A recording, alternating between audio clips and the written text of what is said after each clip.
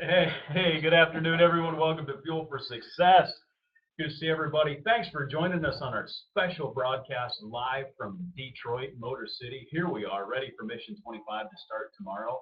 And so we're together, Matt and Mike, co-hosts of Finally. Fuel for Success, in the same room in the business center of the wonderful Crown Plaza in somewhere in Detroit Detroit. Metro.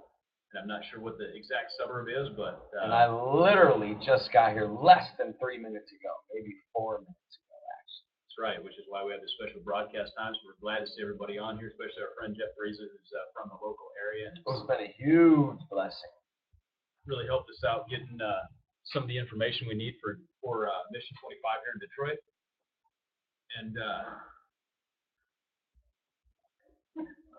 some sign language going Caleb on. is whispering, "Where's the key?" Here it is, my friend. Make sure Kara goes out with you, though, out there by yourself. So, hey, welcome to the show. This is Thursday. And just like every Thursday, we're going to talk a little bit about business development, entrepreneurship. Easy for me to say. And we've got a few things that I want to discuss today. Just a few items, to cover real quick here is that, of course, you're always welcome to ask questions during the show. Either type in over there or down below. You can click on question if you're on a laptop, if you're on a different device, it may be in another place, and I don't know because I don't know what your device is. But go ahead, feel free to ask questions or email or text them in, and we'd be happy to field as many questions as we possibly can. And another thing, I think we'll go live tonight, a little later on tonight, and talk about Mission 25. Yeah, we're doing the Mission 25 broadcast tonight. You're not going to want to miss it. This starts at 9 o'clock EST. 9 o'clock Eastern time. 9 o'clock. That's right. Friends. That's the time we discussed, wasn't it? That is. So, you don't want to miss that. We'll send out, watch social media, and if you follow Matt on Spreecast, you'll see that come up as well. And we'll have a lot of fun. We'll talk about some of the things we're going to do here, and of course, give you an opportunity to give towards some of the missions that we're doing.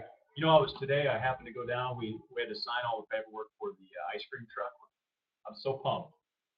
We pulled in there, and there's this row of ice cream trucks, and I'm like, dude, we get to drive an ice cream truck. Can't wait. And it was awesome. The people there were amazing. We'll talk about that a little bit tonight. Let's focus a little bit on business development and entrepreneurship today. And missed you this morning, but I'm glad we're together now. Glad, man. I'm excited. We'll be together today and then for our show tomorrow. This is one of the benefits of Mission 25 is we get to do some live shows together, man, every once in a while. Adjusting the audio a little bit here. Thanks, Janice. Is that a little bit better? Can you hear us better? Just let me know. This is Julia with Janice. Why don't we pause in that special prayer for Julia right now? Anyways, so why are they driving? Must be driving on their way to Mission 25. Anyways, Michael, today is our business and entrepreneurship show. This is one of our favorites. Our mission when we do our business and entrepreneurship show is to help people that are in business or help people that are thinking about starting a business, because we are all about entrepreneurship and business growth and business development. And you never know. We've actually had over 6 people start businesses since starting to watch our Thursday shows. Wow, that stuff amazing. Excites me right there. For sure. I was actually, before the show, I was in the hotel lobby here talking with my friend Rachel, who is, she's actually going through a process right now. She's going to be like a certified health coach within probably 6 to 8 months, which is pretty exciting. And she's taking a course on some things that she needs to know to be able to do that. And we talked a little bit about some business development, some other things. And so we were just chatting. And one of the things that I mentioned to her, and I just wanted to bring this out in the show, is that you know who Richard Branson is? Yes. Entrepreneur, probably billionaire by this time. Started not as wealthy as us, but he's getting there. Spiritually wealthy, you mean, right? So, yeah, he's getting there. He's all right. He's got some stuff going on. Anyways, there's a quote of his that I really like, and he said, business opportunities, I wanted to make sure I had it right, I got it on my other computer, business opportunities are like buses. There'll be another one along in a minute. And that is absolutely the truth. And as I was relaying this to Rachel, I said, I wish that I would have had that knowledge and that wisdom 10 years ago, 5 years ago, maybe 10 years ago, because a business opportunity would come along. And what I did was I looked at it and said, man, I don't know when I'm going to have another opportunity like this. I better take advantage of it. And I got involved in some stuff, took advantage of some business opportunities that were maybe not in my core competence, maybe not in my core sort of vision and motive, my passion, and they didn't work out. And some of them, to this day, either financially they hurt me, or there's some that I'm even still involved in that take some of my time that I don't necessarily find terribly rewarding.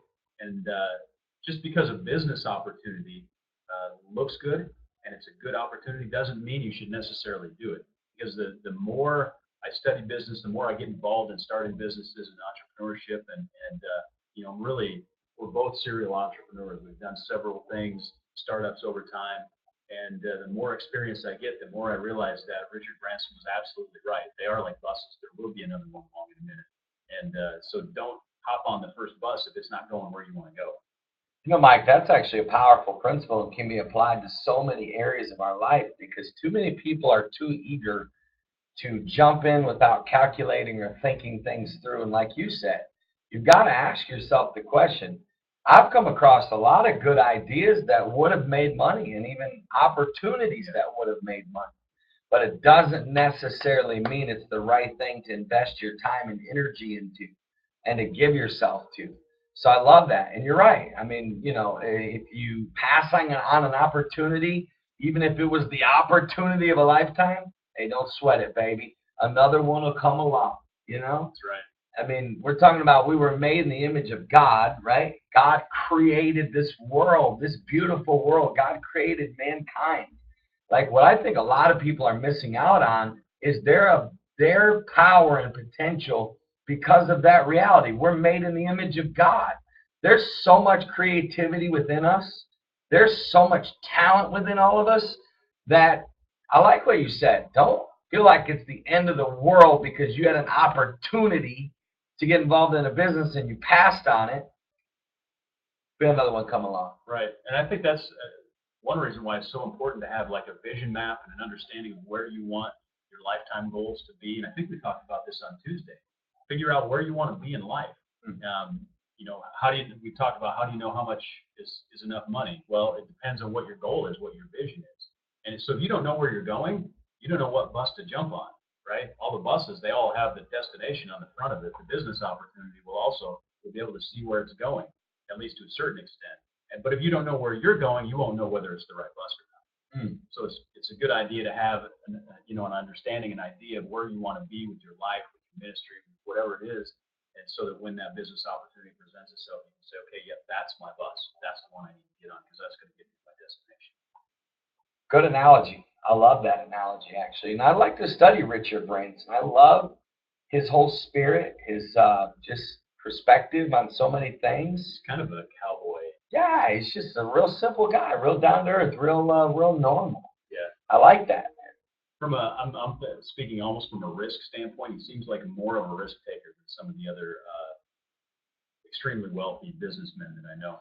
And I like that about him because I'm a risk taker myself. Yeah, and even though we're saying don't sweat it if you miss an opportunity, I also want to tell you, some of you think about stuff way too much.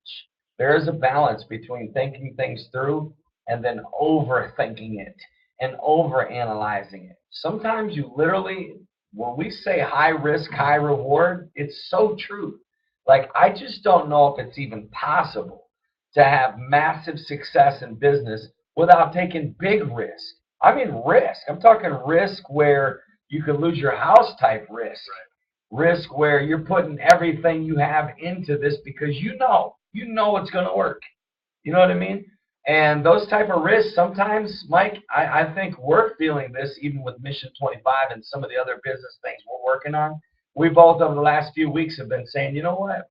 I feel a big risk is ahead for us. I feel like there's something, we need to take some kind of massive action to really break this thing through. Yeah. And that's so true for business, man. How many amazing business success stories have we heard where the business owner did something extremely high risk and radical in order to make that business explode and grow? Right. Sometimes you just have to do it. That's all there is to it, man. So that's a great. Jeff's asking a question about crowdsourcing and crowdfunding. Jeff asks, how do you feel about crowdfunding, crowdsourcing as a way to promote a business concept, something like Kickstarter. I actually think that's a great idea, and I'm considering a Kickstarter project right now for one of the products that we have that's about 80% developed, and it's in the market, but it needs more exposure. It needs a little infusion of cash to really bring it to the next level and be able to be what we envision it to be. And so I'm considering doing a Kickstarter for that, just to be able to. And you're exactly right. There's two things that happen when you do crowdsourcing. You get funding, but you also get exposure. And we know that obscurity is the absolute enemy of business. Death of everyone. So it doesn't matter how awesome you are, how great you are. It doesn't matter how unbelievable your product is. If people don't know about it, it stays in the garage. You know what I mean? It dies right there. There is an element of risk if you do a Kickstarter campaign that's an all or nothing. You do risk, spending the time and energy to put together like a 3-month Kickstarter campaign. Let's say you've got a goal of $50,000 that you want to raise to launch the product, and you only hit $47,000. Well, guess what? All that money goes back to the people who had originally pledged it. So, all or nothing campaigns, that's kind of how there is some risk there. Of course, the advantage of that risk is risk can be very motivating, right? When you put, it causes you to work harder. Absolutely. When you know that you've got a deadline, you've got a hard deadline, you've got to hit that thing. Otherwise, all of the money goes away, all of your dreams are vanished. And that's almost like imposing an artificial deadline. Yeah. It's not really, sometimes it's better to stick your neck on the line and force yourself into a situation where you're in a do or die and it has to work. Yeah. Because as we both know, Mike, execution at the end of the day is what it's all about. People can have ideas. They can even, I know people that have investors that have cash, but never are able to really, truly succeed in their business because they don't have the execution. And, I think at the end of the day, sometimes it's healthier and better. Now, not everybody can mentally and emotionally handle a high-risk situation. There's ways to mitigate risk as well. And actually, I want to tell a real quick story about yesterday. First of all, I hated missing the show yesterday. I apologize to everyone. We hated it. I had everything lined up. I knew where I was going to go, and I had, hand me that jetpack there quick. So I've got this, which is awesome. It's a 4G, Wi-Fi hotspot. I could be just about anywhere that has 4G Verizon coverage and do a show. And so I had maybe a false sense of security, right? Because on my Verizon phone, if I've got 4 bars, I'm like, hey, I've got data coverage, no problem. We'll just pull off. And of course, we were on our way to Detroit, driving during the showtime. And I said, hey, Carol, find us a place. It's her and Rachel were hungry, and I'm like, find us a breakfast place, or whatever. And we found a place in this tiny little town called Hixton, Wisconsin. That name alone should have scared you, but go ahead. It doesn't scare me. I'm a farm kid from Iowa. It sounds like home to me. So at any rate, we pulled off, and of course, I'm pulling the trailer, so it's this small downtown area. I got to pull sort of off the side, and I'm getting 4 bars, but for whatever the reason, the data service was super, super slow. I'm like, oh my gosh, we got to find Wi-Fi. And we go to this cafe called Blue Collar Cafe. And the owner, Aaron, was also our waiter. His name was Aaron Charles, last name Charles. He went out of his way to make sure that I had what I needed to try to get set up, and I just couldn't get the bandwidth. He had enough bandwidth coming down, but not enough to broadcast. And so I'm scrambling, and unfortunately just wasn't able to make the show. But, sometimes there's God connections that God sets up. And I got to talking to Aaron. Let me tell you a little bit about his story. He's originally from La Crosse, Wisconsin, and he opened this small cafe in Hixton, Wisconsin, which is maybe 1,000 people. And first of all, I'm telling you, if you ever go through Hixton or you're on the road and you want breakfast and you're anywhere close to that, go to Blue Collar Cafe. They'll 2 things. First of all, they'll take care of you with the food, good down-home cooking, especially breakfast food. That's what we had. Pancakes as big as the plate. But, bro, we walk in, and there's a table of like 10 farmers wearing bib overalls, okay? You want small-town Americana? This is it. This is like, Diners, Pit, Dives, whatever that show is. Should probably do a show there because you got 10 farmers sitting around a table rolling dice at 8 o'clock in the morning. God love it. Drinking coffee. I'm like, this is ambiance. If you want a small-town cafe, this is it. But what I found really interesting, aside from the fact that he was running a business with attention to detail and a focus on excellence, which he did. He was like right there with the Wi-Fi password, like, hey, do you and I wanted to step outside. He's like, I'll put a chair out there for you. We'll do whatever we That need to rarely do." happens nowadays. Yeah, he was taking care, executing the details, understanding that my needs as a customer were his top priority. It was awesome. He just did a great job. But I got to talking to him, and I wanted to know a little bit about his story. He and his wife opened this. I'm like, well, are you from here originally, right? And he's like, no, we're from La Crosse. And he was doing some niche food stuff in La Crosse, and said, we really wanted to get in the niche food market, and so he markets a brand of like hot pepper jellies, like habanero, blueberry. I should have got you some, man. What was I thinking? I'm hurting that you didn't. That hurts. I'll have some drop shipped to you. And we got to talking about SEO and online marketing and some other things, but his whole plan, okay, so it's a little bit risky to be able to start an online business like that in a niche food market especially.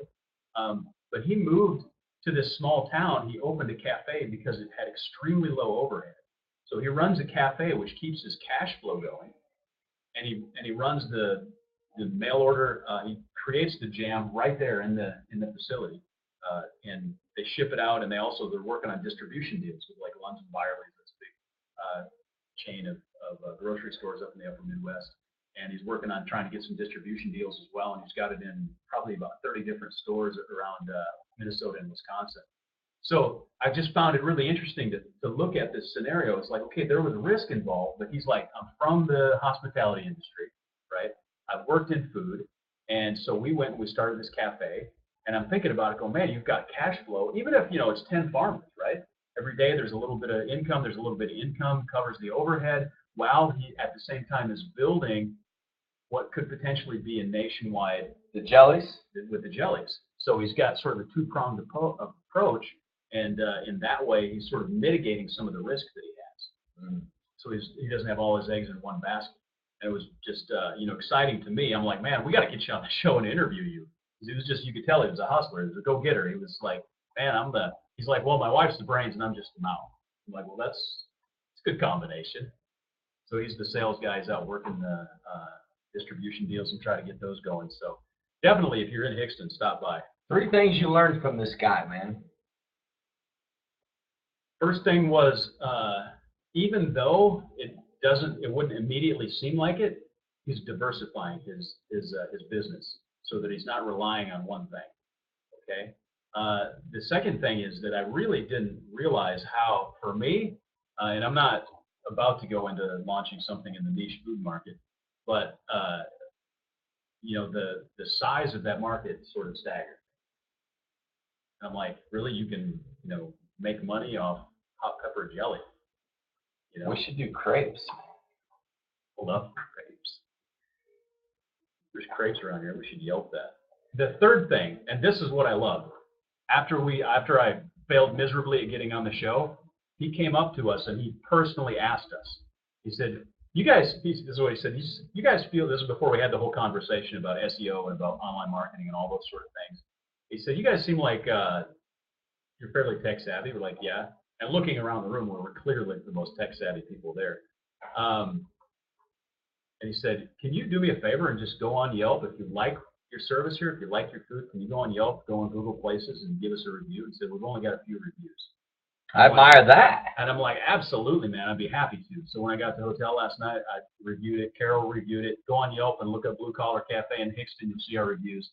And he's just asking for a little return back. And I'm like, there's nothing wrong with that. That was classy the way he don't do that. They don't ask for testimonial or a referral. The referral. Those 2 things right there can be the deciding factor whether or not a business goes to the next level or not.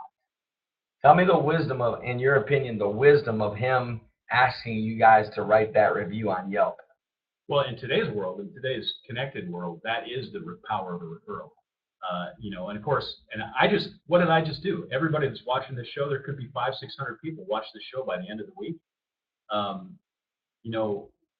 I gave a personal testimony and a personal review. He didn't even ask me to do that. I just went a little bit above and beyond. Why? Because, well, really, he went above and beyond, but also because he asked for the referral. And he wasn't like, man, we're really struggling, or whatever. He's just like, we don't have a lot of reviews because, my clientele isn't necessarily on their iPhone all the time. They're most likely riding in their John Deere. So, just asking that was a great move on his part. And the other thing that I'll give you a fourth thing. And as I talked to him, and we're talking a little bit about SEO and web design and driving traffic and direct marketing and that sort of thing. And he said, the truth is, he said, I don't really know much about it. And he said, I hire somebody to do that for me. I believe in that. And so here's a guy. He's in a small town cafe. I mean, clearly he's not flush with cash, but he understands the priority of saying, look, I don't necessarily understand this. I'm going to invest money in marketing, invest money in people who know how to do this for me, because that money will be returned faster than me sinking my own time in it. Sometimes there's no opportunity. Maybe there's no cash flow at all, so you have to put the sweat, put the equity in yourself. But in his case, he was able to scrape it together and make it happen. So I think that's good advice for small business owners. Very good, man. I like it. Very good story. Very inspiring. And I connected with him. We'll see. Next time I'm going through there, we'll definitely stop and get some jam. But I literally just shot him a text message. So, man, if you ever need anything, just let me know. I'll see what I can do. Yeah, and I will let you know as a friend, I am crushed that you didn't bring me any jelly. Think about it. See what I'm talking about, guys? You gotta be a forgiving person if you're gonna survive. I'm just kidding. Anyways, so anybody have any business questions out there, entrepreneurship questions, please feel free to put them in the chat box. That's why Mike and I are here on Thursdays. We like to talk business.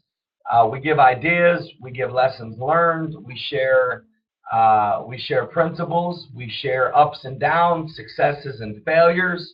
And but we're also most importantly here for you. If you have questions, anything that we can share with you or give you would be awesome.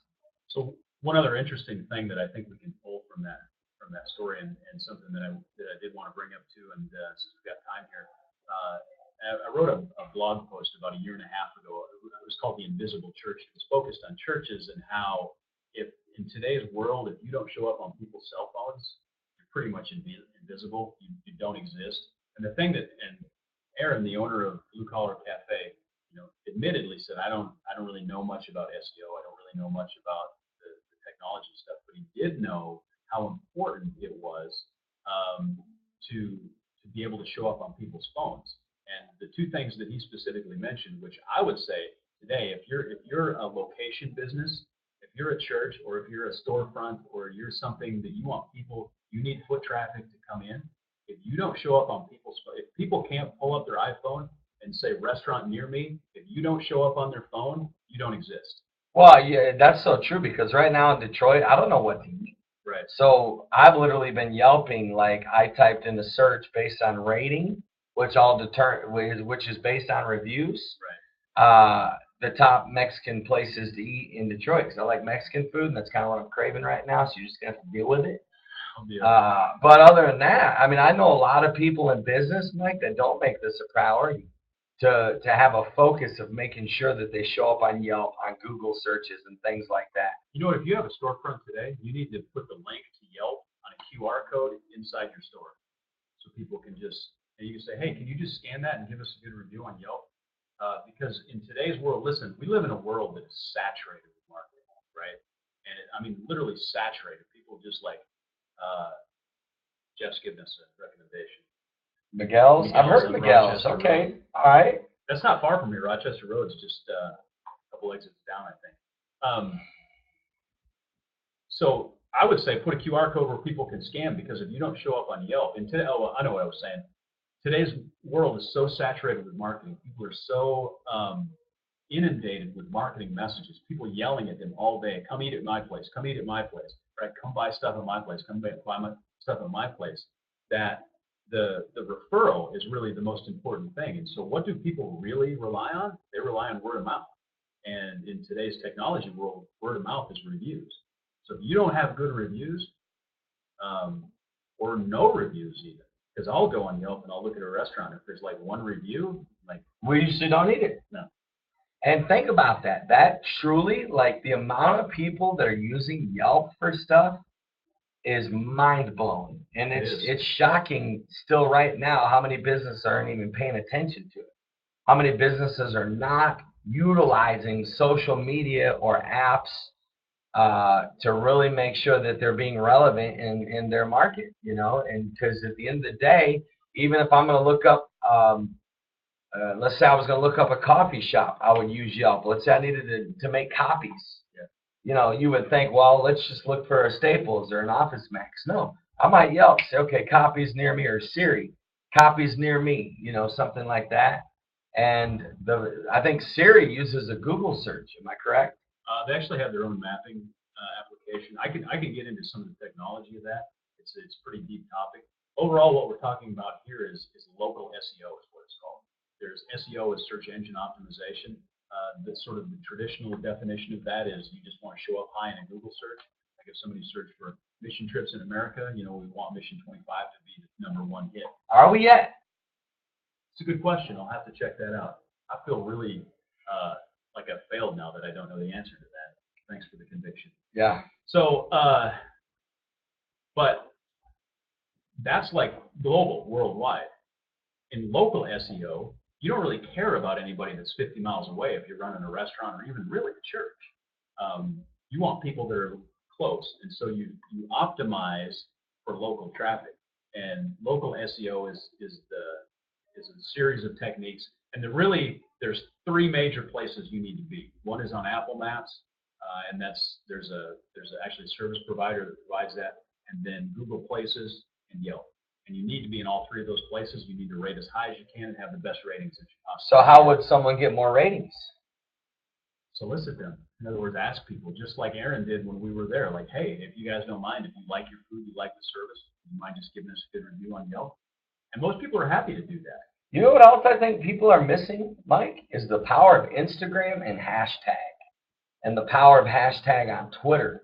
Yeah. Most people on Twitter don't even have a clue what they, like I'll see people and they'll hashtag something that even if you click that hashtag, nobody else in the world would search that hashtag. So nobody's really seeing it.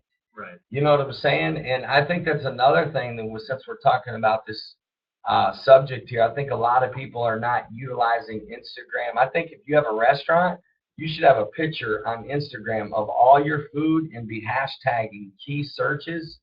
If you have a Mexican restaurant, you should be hashtagging taco, burrito, Mexican, chilies, relleno, anything, enchiladas, rice, beans, because people, listen, we actually have a very high paying customer that actually found us on Instagram by doing a hashtag search, church growth. So like when people see us do hashtags on Twitter, Instagram, there's actually a strategy behind it. Even with Fuel for Success, when I hashtag motivation, I mean, you know how many people are searching for motivation that will come up in their search? So anyways, and you might want to throw a little more into that part of the power of using hashtags even in your business. Well, one of the great things about hashtags, let's talk about Twitter for a second. If you're running a business that caters, especially globally, let's say you're running an online business that you sell products. Let's say, for example, because this is a business idea I discussed with my son, let's say you're selling paracord online. You know what paracord is, the 550 parachute cord? No, but it's a pretty big thing today. A lot of people, excuse me. You're welcome. A lot of people are using that today with survival issues or survival kits and that sort of thing. And but if you're selling that sort of thing online, one thing you want to do is you want to watch trends on Twitter. And if you see anything that's trending that's related to your product, you want to immediately compose and figure out what you can tweet that will include that hashtag that's trending, that will draw people to your location, to your site, whatever. And what you don't want to do is you want to like pirate the hashtag, right? I mean, you don't want to like put an unrelated tweet and then use the hashtag that's trending. Oh, that drives me nuts. You know what drives me nuts? Is people that do YouTube videos and put my name on. Because when you do a search on YouTube, I'm not just saying me, but other people as well. Yeah. It'll pull it up, which sometimes that's a little shiesty. It's spamming. It's basically. That's shiesty. There's the word for the day. Don't be a shyster. Don't be a shyster. Be a man and woman of integrity. You know what? Integrity in business is probably your highest priority. Because if you don't have integrity, you could have temporary success. And I see a lot of businesses that, whether someone owns an oil change. And listen, I think at the end of the day, if someone owns oil change and they do oil changes or mechanical work, and they tell somebody that they need a new filter, but they really don't need a new filter, hear me now. Even though they may be making more money, long-term businesses like that never last. When you build your success on a foundation of anything less than true integrity and honesty, you'll never win. I mean, you'll win temporary, but there's a law of harvest. If you rip people off to make money and you rip people off to get wealthy, I don't believe people like that make it in the end. I think things happen. Yeah. There's something about that kind of energy and that kind of dishonesty and lack of character that just causes bad things to happen in that person's business. I believe that as well. Wholeheartedly believe that. Well, this has been great, man. We've got like if you're gonna serve cupcakes, serve them fresh. You know what I mean? Whatever the case may be, just have integrity. If I ask how long, I know. If I ask how fresh are these cupcakes, don't say, "Oh, we just made them this morning." If they're 2 days old, right? That's a lack of integrity. True. So. Did you have a bad cupcake experience recently? No, I'm still hurting over Crumbs, but I heard that our boy, the Prophet, has decided to save Crumbs. Has he really? Did you know that? That's the power of money. You need help, my friend? No, I couldn't get on. Okay. Well, anyways, my friends, so here we are. We're leaving now. We miss you. We love you guys. We'll be back tomorrow morning at 9 a.m. for Fuel for Success to talk about family and relationships. What's that? Oh, your skin. Tammy's marketing on our. There you go. Go ahead, Tammy. It's all right. Go hit up Tammy if you need some products for your skin. But at the end of the day, one of my favorites is coconut oil. But anyways, yes, take good care of your skin. I believe in it. I probably don't do as good as I should, but at the end of the day, I'm a guy. So we love you guys, and we'll look forward to seeing y'all tomorrow.